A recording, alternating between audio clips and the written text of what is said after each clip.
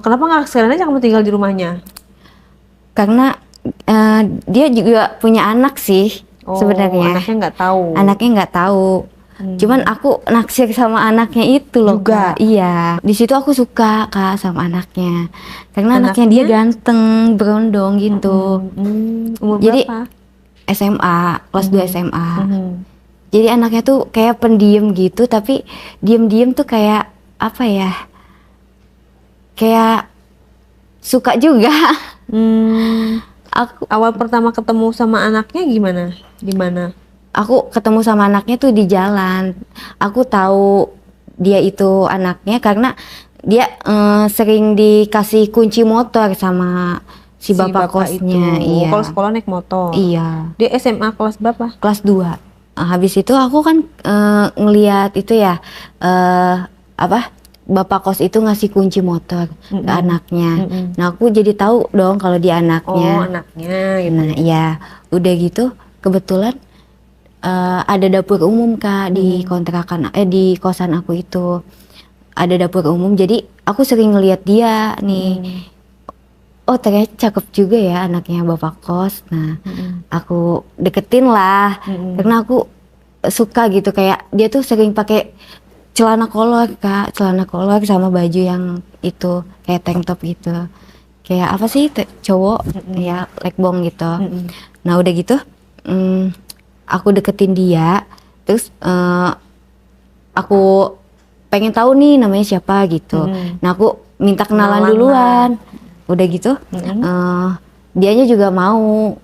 Nah akhirnya aku sama dia tuh jadi sering ketemu, sering ngobrol gitu di dapur, sering akrab gitu, jadi akrab gitu di itu. Akhirnya aku ngeberaniin diri buat ngajakin dia gitu. Iya enggak, kan aku udah ngedeketin dia, udah akrab.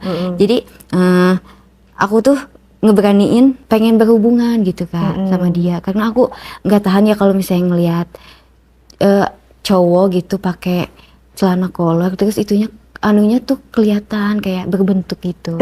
Karena dia sering kayak gitu. Gede berarti ya? Gede kelihatannya. Lebih gede dari bapak kek? Iya, lebih gede dari bapaknya. Terus gimana caranya untuk supaya kamu berhubungan sama dia? Secara dia masih SMA loh. Kan dia kayak nurut gitu ya Kak sama aku. Jadi aku iya gitu ya? dia tuh diem-diem suka gitu, diem-diem juga suka sama aku. Jadi udah akrab banget ya sama dia.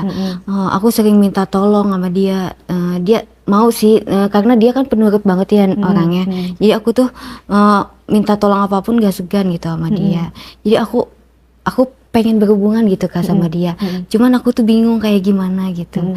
Nah akhirnya aku punya cara nih buat ngedeketin dia biar bisa berhubungan kayak gitu. Nah aku pura-pura ngebetulin TV aku di kos, aku ajak ke kamar, jadi dia tuh ngebetulin TV aku Kak yang di kamar kos itu. Nah aku minta nomornya dia lah.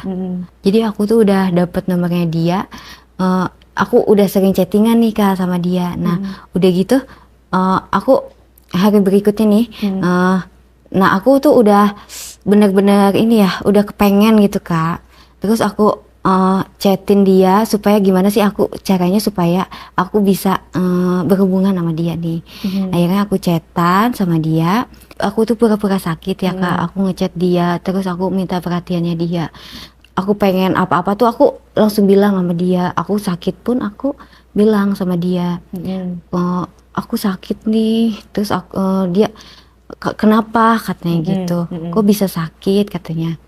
Jadi aku ngechat dia, aku pura-pura sakit nih, terus dia bawain makan tuh ke kosan aku.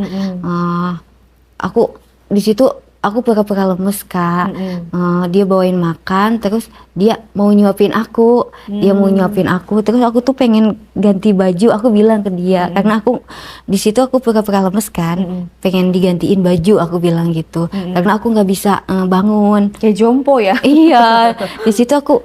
Terus dia nanya, kamu sakit apa sih kok selemes itu? Iya, dia tuh nanya, kok kamu bisa sampai selemes ini, kenapa katanya gitu. Ya aku bilang aja, aku nggak kuat jalan aku gitu, karena aku pusing banget.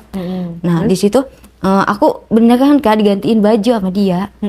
Terus dia ngunci pintu dulu kan, karena aku mau dibukain. Udah gitu, aku dibukain lah. Jadi dia terangsang juga akhirnya, karena ngelihat aku. Dipakein baju lagi apa enggak tuh? Enggak, malah aku bukain itu bajunya. Oh, jadi sama-sama buka baju. Iya, kata dia, kok kamu bisa bangun katanya gitu. Karena kan aku buka bajunya dia. Tadi katanya nggak bisa bangun. Iya, Terus karena kamu bilang ketahuan deh. Iya, enggak. Jadi gini Kak, jadi kan dia udah lihat itu aku kan. Jadi aku bilang aja, aku tuh langsung kayak sehat gitu ngelihat anunya dia. Jadi kamu alasannya itu langsung seger. Iya, jadi aku tuh langsung seger lihat anunya dia gitu. Jadi kan dia kalau apa sih, kalau aku ngelihat dia tuh suka pakai itu mulu ya, apa, celana yang pendek. Nah makanya aku tuh seger banget kalau ngelihat dia kayak gitu. Aku ngelihat anu kamu tuh kayak langsung segar gitu. Jadi langsung buat aku bisa bangun gitu. Terus? Iya, jadi aku tuh langsung segar gitu ngelihat anunya dia. Oh ya udah, berarti ini obatnya kamu katanya gitu. Akhirnya aku sama dia tuh mau gitu sama aku. Terus akhirnya ngapain kalian? Kita tuh peluk-pelukan. Jadi dia ternyata juga agresif juga. Kayak udah pernah gitu. Emang ngapain agresifnya?